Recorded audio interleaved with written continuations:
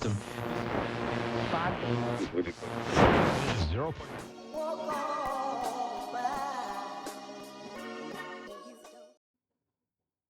Welcome back to the OG Vida podcast. Today we have Mike. Mike is a local artist. Yes, sir. Thank you for having me. No problem. No problem. Thanks for having me. Yeah. Can you be kind to let the viewers know who's Mike? Where did you grow up? How was your Yeah. youth? Yeah. Okay. Well, I was born in the 80s, 1980 to be exact, in Watts. Okay. During that time, it was really tricky as far as like gangs and just, it was really rough for me. I was like close to Imperial, 113th Street. Mm-hmm. So my area was like central, that area, Avalon. I was just that area as a kid. Came up on some tough times. My mom did when I was around 5, 6. We spent a year living out of her car. She Okay. had a Maverick, living out of her car, staying in that same particular area. Uh, I remember getting cans on the recycling center on Central and the Imperial right there. It's still there just to get food at night. Mm-hmm. And then, we find a little duck area to sleep. But she still made sure that we went to school. And but that was a tough time that still affects me today. But probably like 40 years later, still affects me today. On how I move and everything like that. My great grandmother at the time, she found out that we were living out of our car, Mm-hmm. and she said we can go visit her to get back on our feet back up north in Fresno. Okay. So it was very different from Los Angeles at that time. It was really slow, you know, um, different than Watts, and we liked it. Mm-hmm. Liked it so much we stayed 10 years out there, and that's where I had most of my schooling. Like elementary school, junior high, and high school. Once I graduated from high school, moved back out here Okay. to South Central. We didn't go back to Watts. Um, Going back into you having that a rough stage, how did that affect you as a young kid and currently today? It was tricky because we never had anything, but going from never had anything to literally nothing, that was traumatic. But it was my life, and it was one of those things that you just got used to. As human beings, I believe we can adapt to whatever, Yeah. after being in depth in it for the amount of time, Yeah. and especially like for a year, and in the midst of having to be in poverty for the first 5 years of my life. Uh, Going from that to being homeless wasn't too much of a Yeah. difference. You're still poor, but it affected me. But one thing that I did have was my art. Art was always my therapy. It was always an escape for me. Okay. No matter what. And art was very natural to me. As a kid, I've been drawing. According to my mom, I was drawing since I was 2 years old. Wow. So throughout all that time, I was still drawing and creating. You know, Creating art. Do you recall what caught your attention on art on that specific area? Nothing really. It just came natural. It was like seeing. You Mm-hmm. know what I mean? Breathing, walking. I actually didn't know that I was an artist until kindergarten, when first time me going to school, and my kindergarten teacher told me that you are very well gifted in art. Mm-hmm. So I, because I was actually wondering why these kids, my peers, didn't know how to draw like me. So that's when my teacher, rest in peace, Miss Laurent, this was my kindergarten teacher. She told me that I was gifted in art, and that's what she talked to my mom and Yeah. said, "Hey, he has something. You should really hone in on that." But my mom already knew. She just didn't say or define what an artist was. Okay. She just kind of supported whatever I did. And from that point on, that's when I started to take as many free art classes, and she really kind of honed on and defined what an artist was. And that's where I started building up to who I am today. Yes, sir. Yes, sir. Mhm. Any stories out in Sacramento that you Fresno. Fresno? I'm sorry, Yeah. it's Fresno out there that help you to become a better person or change your ways. Uh, Fresno was tricky. It was different, man. I actually didn't know what racism was until I moved out there. Really? Yeah. So, you coming from Watts, Hmm.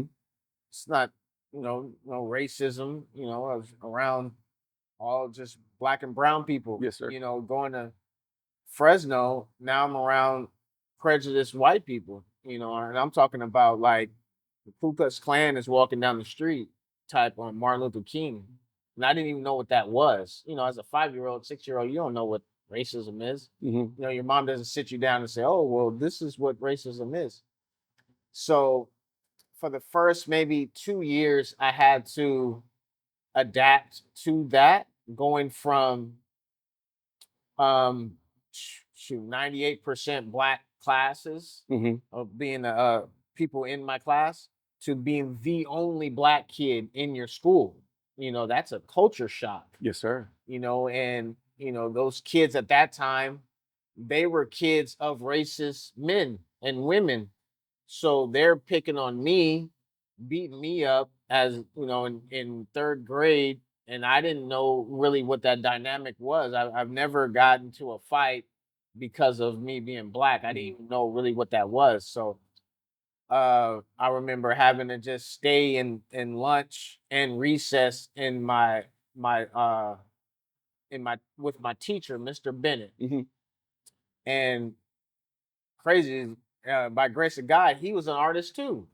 So we would just draw, because he would try to keep me safe, because I go out to lunch and, recess, all I would do is get picked on, and get into it with different kids. So to keep me safe, we just would stay in the class and we would draw different characters, and he showed me how to draw and illustrate, make little cartoon Hmm. drawings and stuff like that. So I was all of my third grade pretty much, because I had a sister that was with me as well. She's 17 months older than me. Hmm. But for some reason they split us up. I was in one school, she was in a whole nother school. So we didn't even have each other in the same school. So that was weird. I don't know why that happened. We stayed in the same house, we was just two different schools. Yeah. But it made me stronger. It opened up my eyes as a little, 8-year-old, 9-year-old kid. Open up your eyes to what the world, this part of the world is here as well. So I adapted.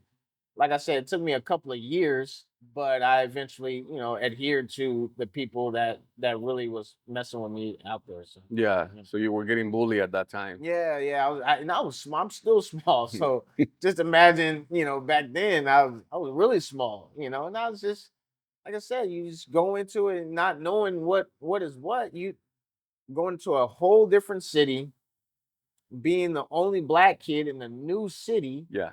I didn't have any friends, nothing. So it was, I didn't really know what this dynamic was. I didn't know what racism was. I didn't, have any friends. So it was different if I was going to a new school out here in LA. Yeah. You know what I mean? I And understand. that dynamic wasn't there like that. But out in Fresno, it was different at that time. It's totally different today, but at that time it was like that. Wow. Yeah. I'm pretty sure that made your thing a lot different Yeah. overall. Mhm. Did that change your ways, mentality, just by having that? Yeah. Yeah, it did. But again, I still fell back on my art, Hmm. and that helped me get through the tough times, and it it really traumatized me to a certain degree. That kind of affects me today Okay. to a certain extent, but it did affect me. You know what I mean? It affected me. I was around the time my dad first went to prison too. Okay. Uh, So not having him as that support, uh, that affected me along with, just all the racism that I endured during that time. Understand. So your dad went in prison when you were in Fresno? When actually just before friend when I was 6 out here. Oh wow. So yeah, he was locked up for 32 years. 13 years. 32. 32 years? 32. Just got out when I was like 42. Yeah. True story. You have any brothers, sisters? Well, you mentioned Yeah, I a have 2 sister. sisters and, well, technically 3 sisters, because my dad has, 2 other Hmm. children. outside of my mom before he married my mom. So I have an older brother and a younger sister from his previous situations, and I have two sisters from my mom. Yeah. And then you and two sisters went out to Fresno and Well, me and one sister, because my other sister, she wasn't born yet. She was born in '92. But my sister that's 17 months older than me, uh, she was right there. She's like, we're like twins almost, 17 months apart. yeah. So she was definitely there for all the ride. Did, Yeah. did she encounter the same similar um racism out there? I Or believe so. She doesn't really talk too much about that, but I believe so. I believe she did because, like I said, she was in a whole nother school, Mhm. and I believe she did. Yeah, I'm sure she did. But she was a girl, and it's a little bit different for girls than boys. But I believe she did. By encountering that, having that situation that your dad was incarcerated at that age, did that impact you in any way by not having that father figure? Oh, definitely. Yeah, not having a father figure, that it the way God created us to have that balance of a mom and a dad, no Mhm. matter what society says or what the independent mothers think that they can go through life without having a their father. You need your father. You know what I mean? And as a boy working myself into a man, Mhm. um, I didn't really have that dynamic, but I did have, what do I have? I have seven uncles from my mom. Mhm. And they kind of helped me navigate, but I actually they weren't always the best role models because they were doing their things too, but they were there to help me guide me into my masculinity, you Yeah. know, Yes, sir. and becoming a man, and that helped me. But they just didn't live with me, so Okay. it's like it was on and off when I would see them because they were all out here in LA while I was out there in Fresno. Up in Fresno. Did back in that time, 80s, 90s, affiliation was pretty aggressive. It was really active. Yeah. Did that affect you in any way? Yeah. Anything Well, you encountered like when that? I was younger, staying in Watts, yeah, that did. I remember uh looking at all the gang bangers and stuff. We stayed right across the street from an alley, Hmm. and they would all hang out, smoke, drink, and do their thing. I remember one time uh we had to literally clean out blood off my mom's windshield just to see. So someone got shot on her car. And that morning, I remember having to wipe off blood. It was like a splatter of blood all on the front side and the windshield, Man. and that affected me. Just like, wow, like, what happened? Yeah. But it was normalized. I remember, like we were in the trenches, man. I remember one time my mom saved up to get a nice color TV. It was like a 17-inch color TV. Back then, that was like a big screen. Yeah. It literally got stolen the next day. Someone broke in, got stolen the next day. The radio got stolen. Like it's just that affected me of like, I don't know, like we weren't safe, even though we had like nothing really happened to me, but we just weren't safe. I remember one time walking with my mom. I'm not sure where we were walking, and I was holding her, my left hand was holding her right hand. Hmm. And I remember looking behind us, and a guy made eye contact, and he cut my mom's purse strap and took it. And I remember that feeling of just not being able to protect her during that time. I was maybe around 4 or 5 years old. I Man. really remember that. So that was just that time, in the '80s in Yeah. Watts. It was crime rate was crazy. The crack pandemic And was yeah. popping, gang banging was pop. Everything was just on, and here I am, this kid that was riding a bike up and down Central and Imperial, going into Nickerson Gardens, and all the areas that I was right there by, and me just trying to figure out life, Yes, sir. But I believe that moving to Fresno saved my life Why is that? and helped me, because had I stayed right there in that area, I most likely would have been a full-fledged gangbanger, and because that was just my surroundings, and who knows what would have happened if I would Mhm. have went that direction. But going to Fresno, even though I encountered the racism, Mhm. uh, and there were gangs out there too, but it just didn't really. It wasn't my peers that were gang bangers. I know in Watts it would have been my friends that I grew up with. Yeah. I would have been just doing what they did. And that's usually how affiliation Yeah. comes on. Your Correct. neighbor, and then and then God forbid somebody gets shot, then it really gets serious and you get put on. So none of that really happened to me in Fresno. My first friend that got killed in Fresno, I think I might have been 13, 14 years old. Yeah. But by that time, I already knew like I wasn't gonna be a gangbanger. Yeah. So, but even though we were in Fresno, we would come out to LA every like maybe 2 or 3 times a year. Oh, So in my heart, I was always, LA. LA. Even though I was physically in Fresno, I was just visiting. Yeah. Even though it was a 10-year visit, I was always just visiting Fresno. That's great. So you're coming back to LA from Fresno after 10 years. Mm-hmm. What's your first thought, coming home? Your mom brought you over, or Yeah. you decided to come home? Yeah, well, it was always in the plans to after I graduated from high school, move back. So we just moved back, and we moved back to my grandmother's property on 90th Street, no Normandy and 90th Street. Mhm. And that was just always in the works.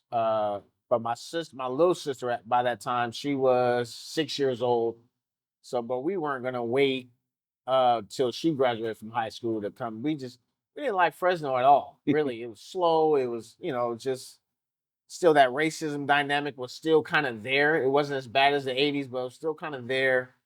It was tough for me to get any type of job or anything. I tried literally my whole senior year trying to get some type of job. Just couldn't get one. The week I came back to LA, I got a job. Right away. Like right away. So it was like one of those things where it's like, it was just expected. Yeah. I always knew I was gonna come back to LA. There was no way in the world I would have stayed in Fresno. I wouldn't be who I am today if I stayed in Fresno. Just lack of opportunity, exposure, and just the way Fresno is compared to LA. It's like night and day to me. And Yes, sir. no disrespect to Fresno. I still got love for Fresno. I have Yeah. a lot of family in Fresno. I love Fresno. But for me as an artist, uh I couldn't have done what I'm doing out there. Makes sense. Makes Yeah. sense.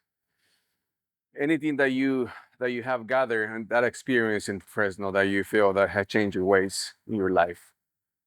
Education. I think the school system is better out there, to Really? be honest with you. Uh and I think that helped me as well. It helped me educate myself. I remember going to Southwest from high school. My senior math class, well, actually, my junior math class in high school in Fresno was more advanced than Southwest College math. No way. So when I got there in math, I was just like, "Oh, you guys are on this? Let me," you know what I mean? I Yeah. was showing, I aced everything, because it was like it was kind of going backwards, Yeah. to be honest with you. And I think that allowed me to excel more, educational wise, Mhm. and just get my head on the right point in the right direction. Once I came back, I was just like killer. Like, okay, I'm gonna do this, this, this, this, and this. I was focused, and I think that was the advantage that Fresno gave me versus LA. Versus LA. That's great. That's Yeah. great. So coming back to LA and doing your stuff, anything that you could recall that eventually helped you become more who you are today? Um,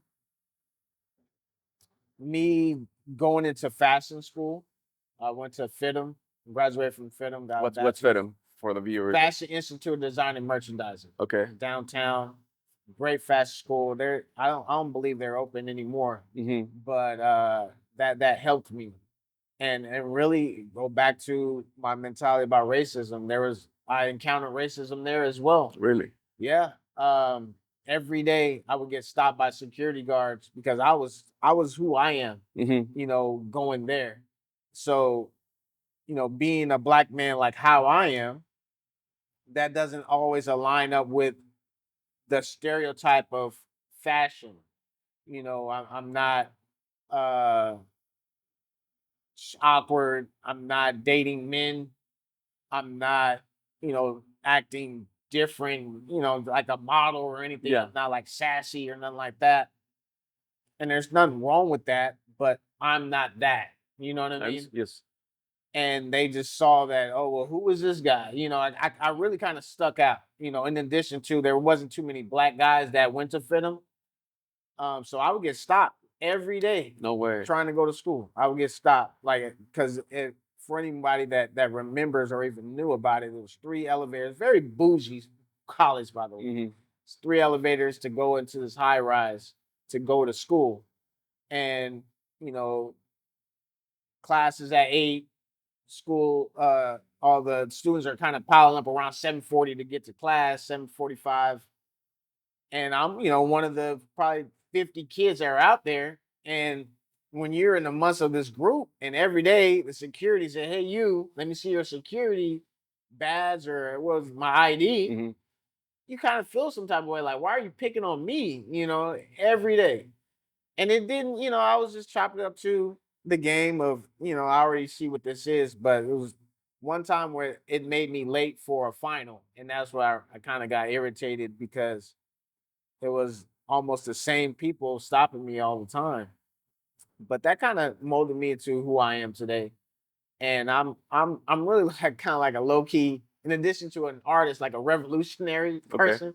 I'm really big on uh just my culture, standing ground on who I am as a black man, and a huge advocate for just who we are as a culture, you know what I mean?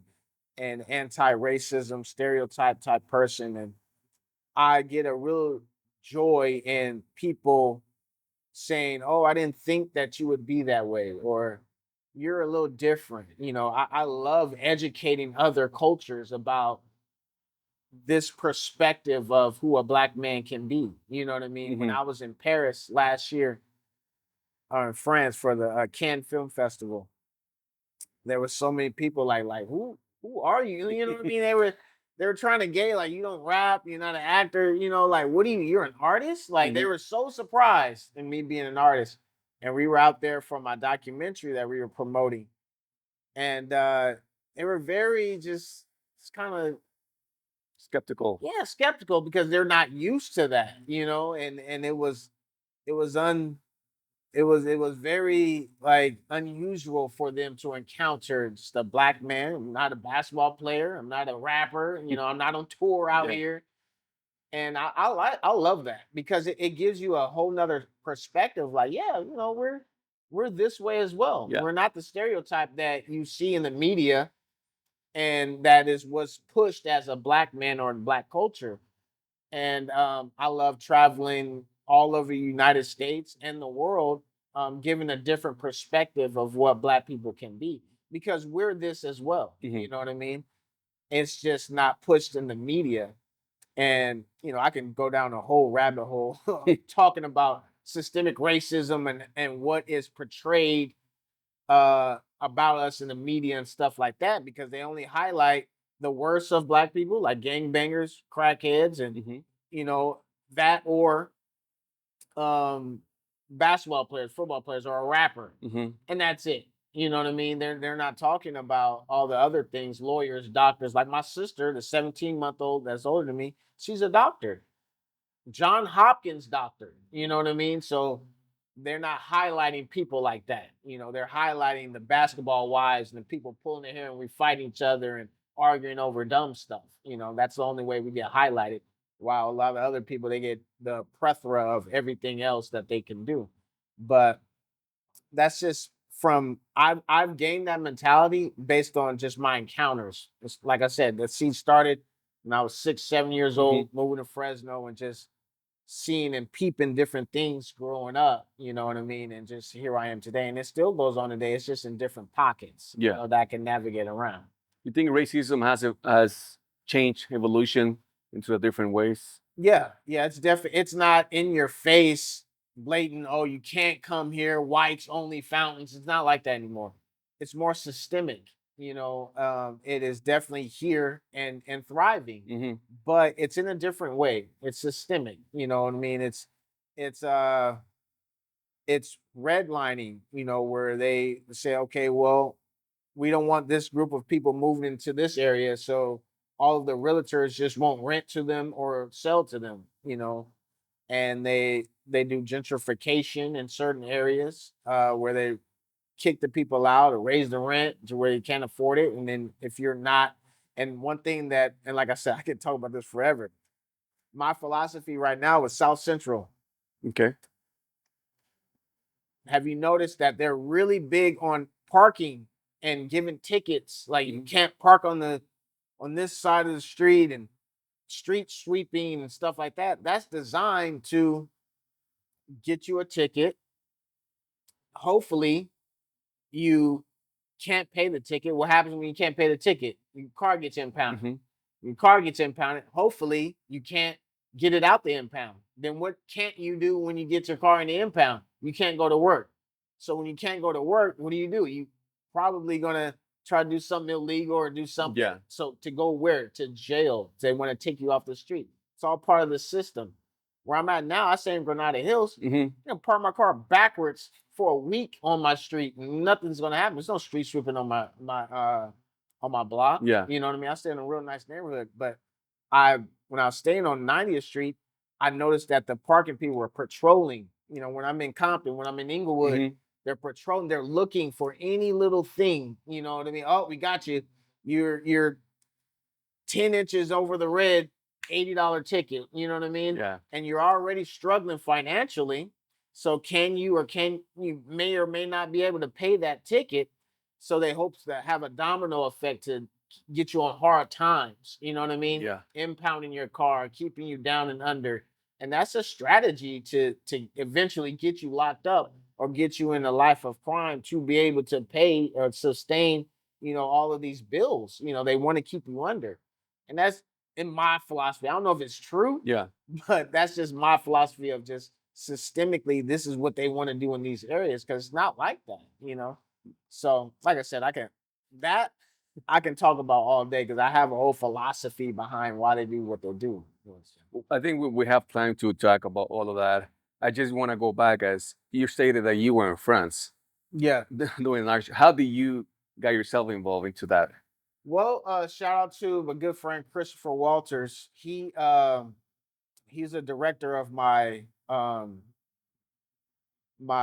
documentary Artfully United. That's out right now. It's on Tubi. If you go on Tubi, type in Artfully United, you'll see the documentary. That took us about 7 years, and it highlights the mural tour, Artfully United mural tour that you see all over. Forgiveness, love, believe, all the murals that I have all over South Central. And we were accepted to the Cannes Film Festival. So we went out there to promote and have the screening out there. So that's how I got out there. Why did you pick that specific art form in South Central? Well, I think that growing up in LA and knowing what we need, it being the graffiti capital of the world, there's art everywhere. You cannot get away from art. You can literally just, I don't know where you can't see art in LA. It's art everywhere. So, and I can do art as well, like really good portraits and stuff. I can do that and add to all the color that's around LA. But in order for these messages to stand out, which I think that that's what we need right now, is good positive affirmations and messages that will inspire the people going to work, the kids going to school, all of the things that's going on. I wanted to dumb it down, not really dumb it down, but set aside from all the color and just make it simple. When you open up a book, the colors that you see is black and white, and that's what helps you read the book. just imagine if you open up the book, there's a bunch of colors and graphics and stuff. It's like you can barely read the message. Mhm. I wanted people to read the message. So the first wall that we did was Our Fleet United. The part of the Our Fleet United tour is forgiveness, and I wanted white wall, black letters, and that's a way that stands out. Like I said, amongst all the colors, It does. that was the main focus, and strategically placing these messages in different areas, kind of like a scavenger hunt of inspirational messages all over South Central LA. Did you pick those walls? Yeah. And you said, "This is. I picture this big and Yep. this size." And Yep. And it was very tough in the beginning, very tough because people hadn't seen anybody do anything like this. Like, why? Mhm. Why are we giving positive messages? You know what I Yeah. mean? Like, why not put your name or highlight another part of your skill? Yeah. I wanted to have a message there. And like I said, I do other stuff. Like if you Google my name, you'll see like, wow, he does really good portraits and different stuff. Why is he focusing on just this word?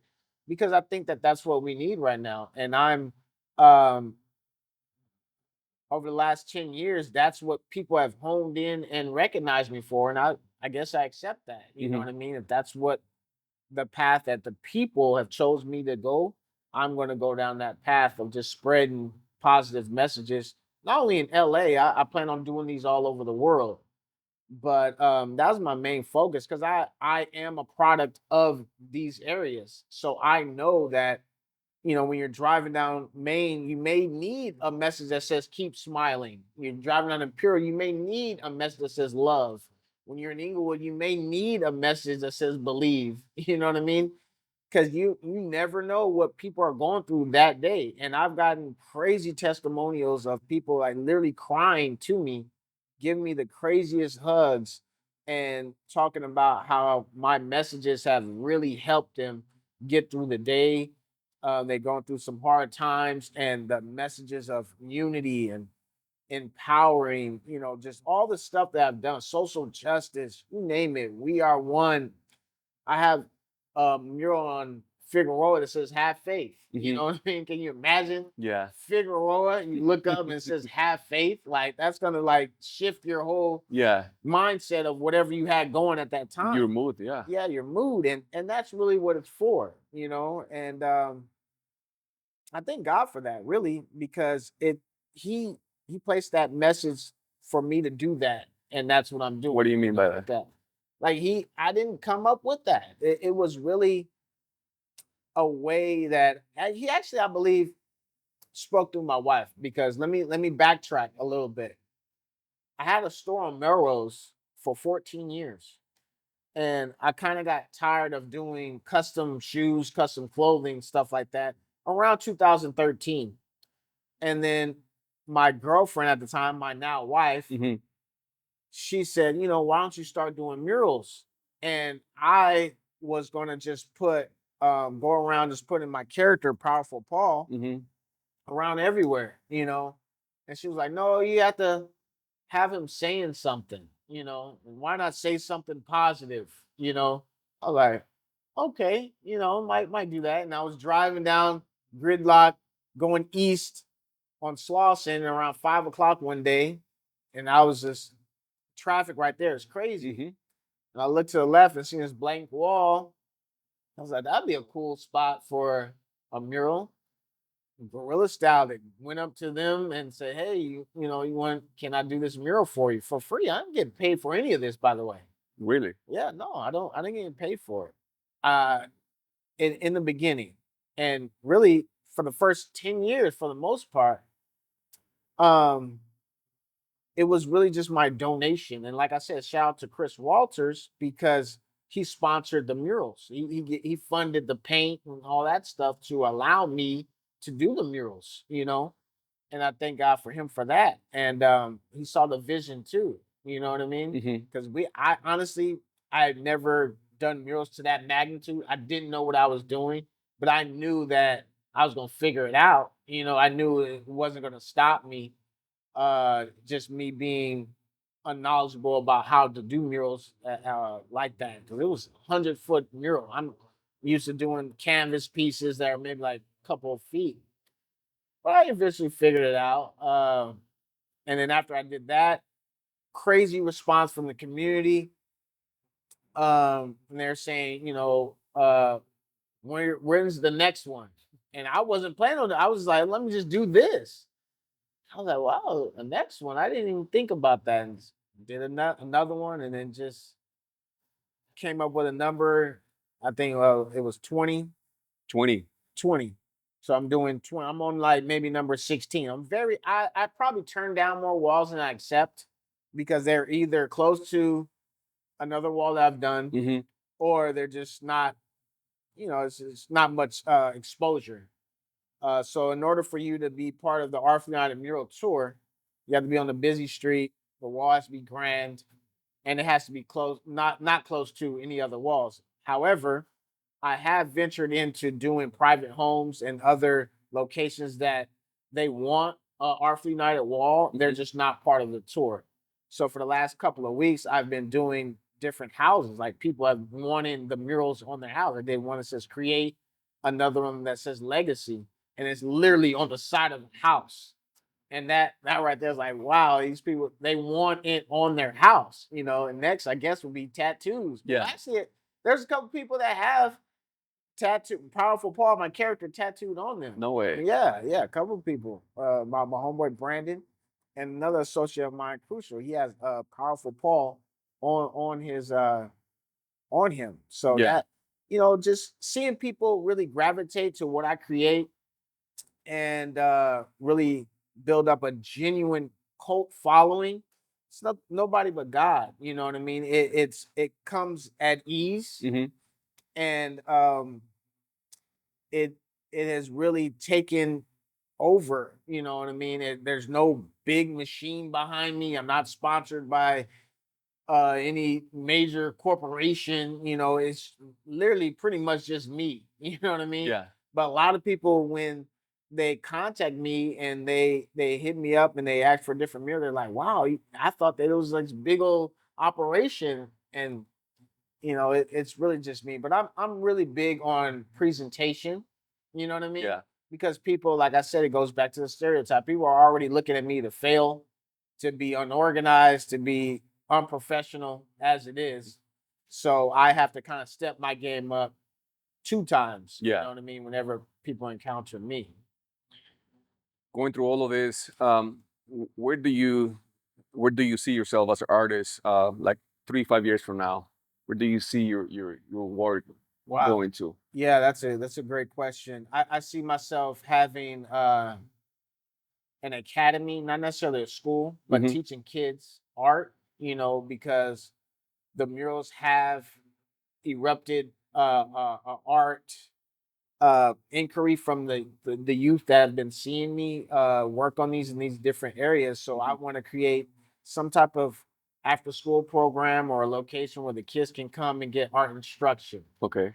That's very important to me. And hopefully maybe one day I can get like a partnership or a grant or some type of sponsor to be able to create that safe haven for the kids to do art, not arts and crafts, like real art. Real art. And to teach these kids that they can be professional, a career path within art, because they're taking out the arts out of majority of these schools. Really? I remember doing a mural inside of Jordan High School in Watts, Mhm. and high school didn't have at that time. They may have it now. They didn't have uh, art class. And I was like, wow, there's no way in the world I could have been in high school and not being able to practice art. And that isn't the only school that I've gone to that doesn't have an art class, or the art class is literally some little arts and crafts or looking at YouTube and just there it's not even art. They're not even teaching these kids to have a career path. They're just kind of fulfilling 55 minutes and saying that we're doing art. So I see the void within our students in these areas. So like the messages, I'm willing to fulfill that void with a real life. Just think about the YMCA for art. You know, and that's what I see myself doing next. That's 3 a or big 5 years. picture. Yeah. YMCA who art. That's Mhm. definitely a great picture. Yes, sir. You think art change your way of life or yourself overall Oh, to who you definitely. are today? Oh, most definitely. It I see things different. I see things as an artist, Mhm. from a different lens, a different perspective, an artistic perspective. And I'm a little different because of that, Mhm. because I'll see everything as an empty canvas. Mhm. I'm seeing color. I'm seeing the total uh project, even when it's blank. Like sometimes this is how I know it's a God's gift. Sometimes when I'm in front of a blank canvas, Mhm. I can literally see my vision on the canvas and I'm just tracing, and sometimes when I'm painting, people say, well, you're not looking at anything. No, I have it here, and that has always been something that I've honed in on my entire life, seeing things from a different perspective, seeing the vision, and I just take the advantage and just move through life going that way. So yeah. You think that art it was a blessing in disguise? I'm saying this for the fact that you went through harsh times at Yeah. younger age, by cleaning that your mom's car, somebody else's blood, Yeah. and then encounter all that racism and all of that happened Fresno. Yeah. You think that overall art was a blessing in the sky just for you? Definitely a blessing in disguise because like I said, it was my therapy. When you don't have much food to eat and you're wearing like the same clothes, it's dark times, and you have this pen and paper right here, and you can be able to create whatever type of life you want on that piece of paper. Hmm. You're illustrating a house, you're illustrating nice car, you're illustrating money, you're creating this life, that you aspire to be one day, and that's something that you can never take away is my imagination, Hmm. my creativity. And I just put that on pen and paper, and then paintbrush, and I'm able to illustrate that life right here. I'm in control of the narrative through my art. So that's something that I always appreciate and adapt to. That's great. So you people are recording you when you're doing a canvas, right? Yes. And then they make a documentary on that part. How did that come out to life? They're making a what? A documentary? Oh, documentary. Yeah, yeah. Uh well, go back to how I met Chris. And he came. He was a client of mine at my store in Melrose, in Hmm. Hollywood, and he commissioned me. He's not from out here. He's from Maine, and he commissioned me to go to his home to paint some artwork at his house. And that was like maybe 2014, and that was during the time that I was having that conversation with my wife about just pivoting from the fashion game and going into murals. And I told him like, hey, this is what I'm about to start doing. He was a director already doing films, and he said, let's document this, and he saw the vision just like I did. You Hmm. know what I mean? So it was like it's two people kind of getting in the game, and we saw eye to eye, and it took literally about 7 years to shoot the documentary, but he has some priceless footage of everything that I'm doing here, from the beginning. The mural that everybody knows and loves, the forgiveness wall. He has the footage of me right in front of him saying, "This is a great wall. This is going to be the first Art for the United." He has that footage, so that's priceless footage. So that's pretty much how it came about. Obviously, spending so much time together, you become good friends. We're friends to this day. I go out there probably every year, to do some type of mural or just to be with him, Yeah. and we were both groomsmen at each other's weddings, No way. Yeah. So he's become a good friend of mine, and I believe that that's a blessing too, that you can work with somebody that becomes your friend, that sees your vision and to be able to fund that vision, because during that time in the beginning of the Art United, the mural tour, I was at some hard times myself financially, and I was able to lean on him to create, all and give me all the money, the finances needed for lives, for paint and everything like that. And he's a great friend. I appreciate him for that, in the beginning. Yeah. Yeah. So going back to murals, what's your schedule? How do you set them up? It depends on the size. How do you encounter that? Um, in the beginning, I think the first mural took me 4 months, maybe 5 months to do because I didn't know what I was doing. Hmm. Now I can knock out a mural in about 3 days, something like that. Because I have my Your ways. yeah, I have my ways. I know what to do, and my days are long days. I try to do maximize the day at least 12-hour Oh days. wow, Yeah. it's a long time. Yeah. So, but I'm a hard worker. I'm so used to it, and I get in the zone. Yeah. Like I put on my headset, listen to nothing but oldies or R&B music, slow stuff. I can't listen to rap. Can't listen to rock. I can't really have too many people around me talking, too much chatter. I have to be able to zone out, put my headphones in, and just get in the right frequency. And you get me like that, not too many people bothering me. I'll work for 13 hours straight. Going with people bothering you. Have you ever encountered anyone out there that you're in the hood? You put in your work out there that has get to you and they respect it. It's like, what are you doing here? How is that Um, encounter? there's never been an encounter of about what are you doing here, Hmm. but I have had encounters of graffiti. Okay. Yeah, you're in LA, you are gonna have graffiti. And that me, I'm also a member of a group called Ceasefire, Southern California Ceasefire, and we deal with gangs all over, Hmm. and I'm all over, and there's not many gangs that I don't know or don't have an associate or affiliate, Hmm. know about. So as far as the gangs, I pretty much don't get much written on. But the taggers sometimes they may or may not know me. Most of them know me by now. Hmm. In the beginning, it was tough. For maybe like the first 4 or 5 years, it was like, man, you working all day, you come back to finish up, and the whole wall's just hit up. Yeah, dang. You have to. Do it But again. I'm not disrespectful. I don't call out anybody. I definitely don't retaliate or do anything like Hmm. that. It's not. I'm not a graffiti writer anymore, so I'm not going back and crossing anybody out. I just fix it and just keep it pushing. And one thing that I know about graffiti, you as fast as you get it up, or they get it up, you try to cover it up just like that.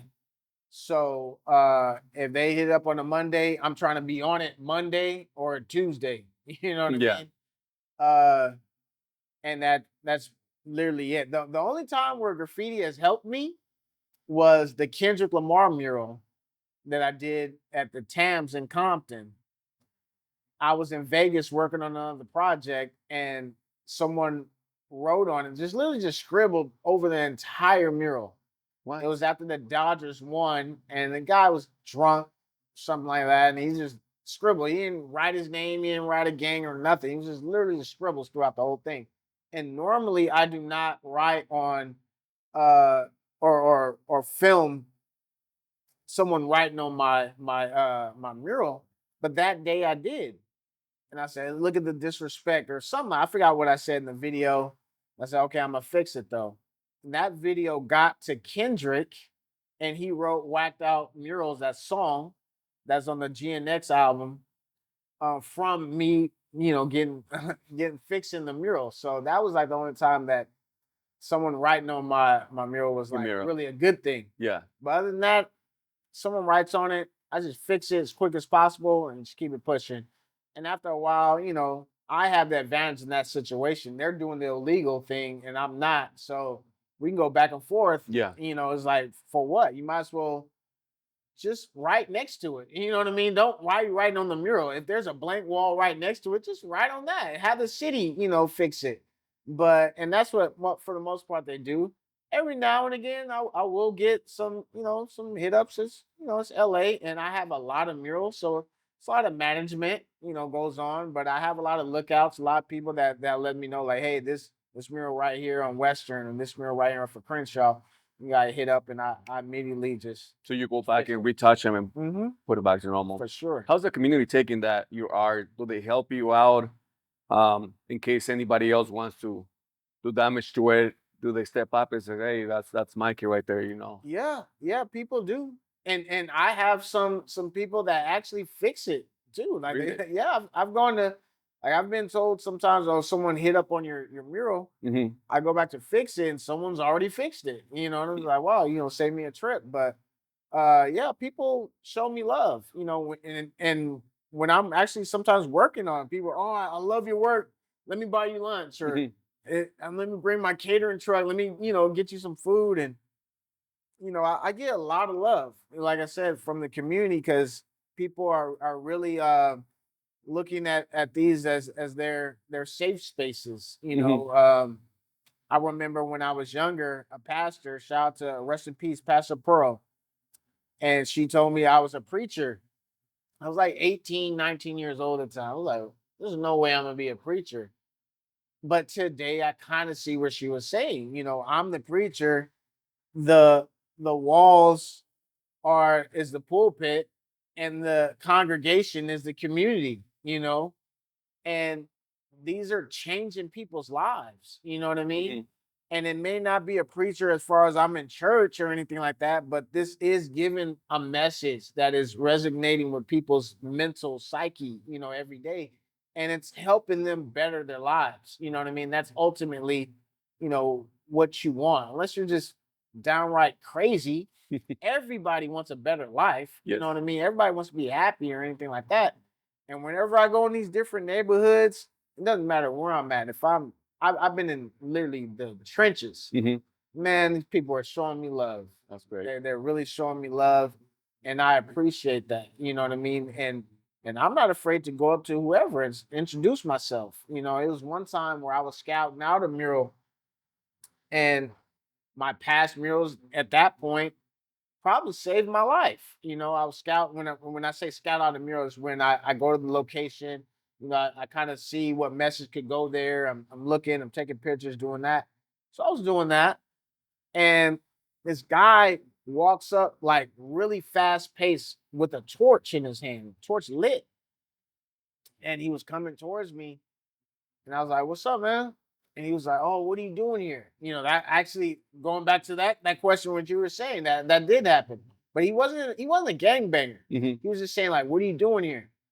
And I was like, "Well, I'm scouting out the mural, and I do these murals all over, positive message murals." And then he was like, "Did you do the forgiveness wall?" I said, "Yeah." And he cut his torch off and just dropped everything. And he was so, "Oh my gosh, I've been loving your work." And his name was Demetrius, and I remember his name because that's my uncle's name. Yeah.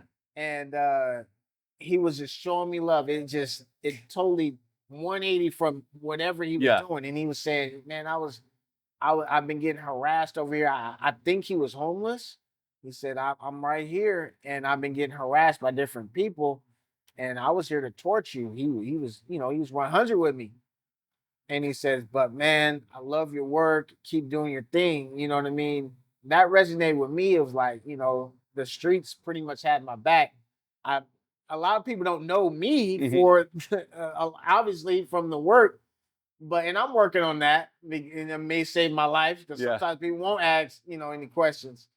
Thank God. And but that nothing that's happened so far. But the streets are showing me love, and I That's appreciate right. that. And that to me is what I I really focus on.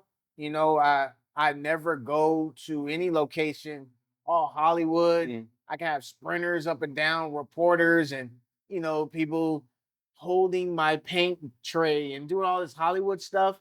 Man, I go there by myself, and my outfit is usually filled with paint, and I sit with the people. You know what I mean? And I always like to become the community. talk to the community, talk to the people walking by. Hey, what's up, man? And Mhm. introduce yourself. Now they already know my work and they're showing me love. But I never want to go into anybody's community, all Hollywood and extra Yeah. out and just doing all the stuff I could. Like I said, I could, you know what I mean, and have photographers, videographers, and all that stuff. But I don't. I always want to just be as incognito as possible, and because it's not about me. Like Mike Norris is doing this, and come look at me. It's not about that. It's about the message, and it's about that community, highlighting that community with that message at that time.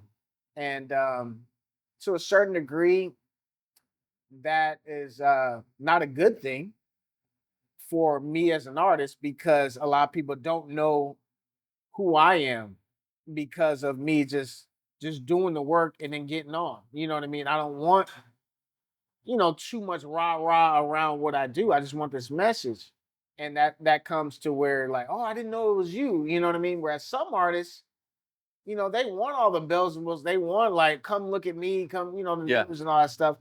And I've had that. By default, you can't be this popular without having news coverage and documentaries and all that stuff. But me, I just like to just throw the message out there and just I'll get the love in other ways. Yes, sir. Going through all these memories, have you ever passed through your head that you were like, I'm not doing this anymore, that you were tired or you felt that it was not going anywhere?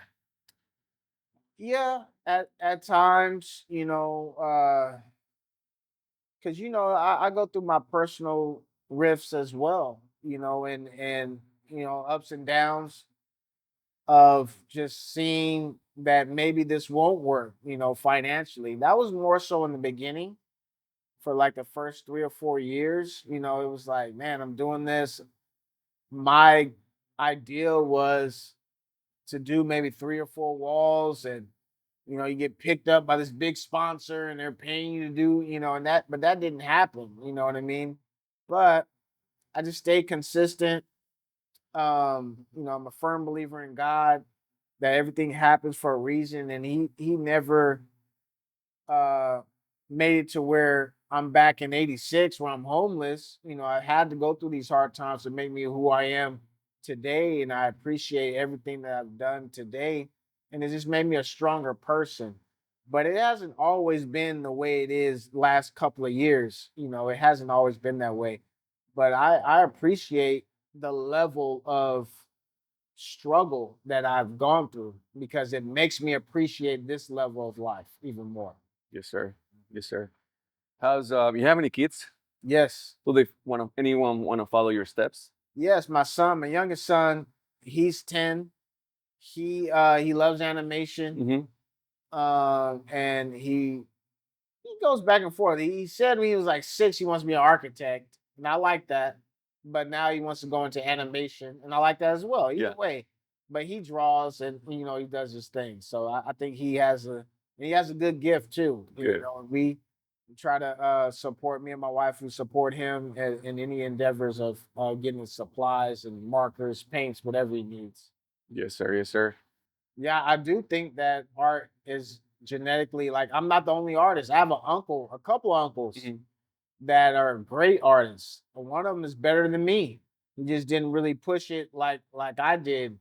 Uh but and my dad, he's a good artist. He used to draw me cards in prison for my birthday and stuff like that. My mom, she's decent as well.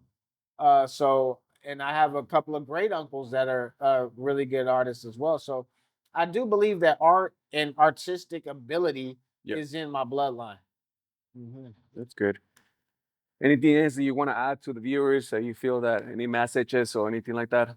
Um, just the viewers, do what you want to do in life. I know sometimes things can get hard, but I believe that we're all here for a reason, and God gave us all a gift to some degree.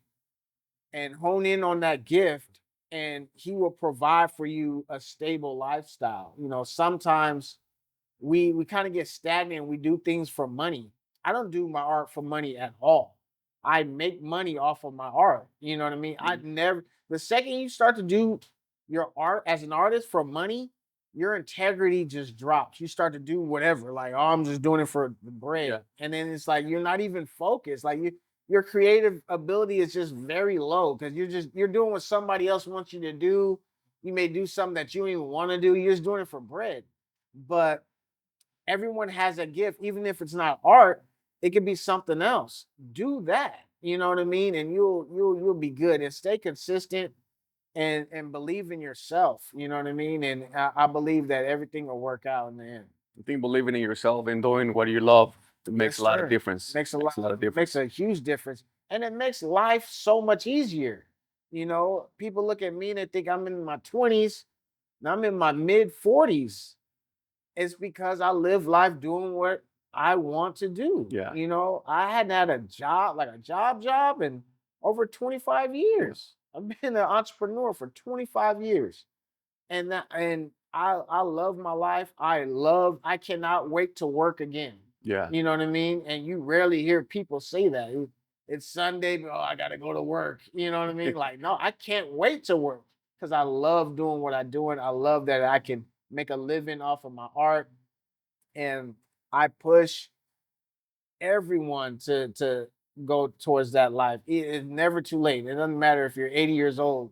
Just do what you're set here to do. Yes, and sir. You'll spend the time having a good life. If any one of the viewers would like to reach out to you for a canvas or mirror, how can they reach out to you? Oh, very simple. I'm really active on Instagram. Mike Norice. Mike is MikeNorice.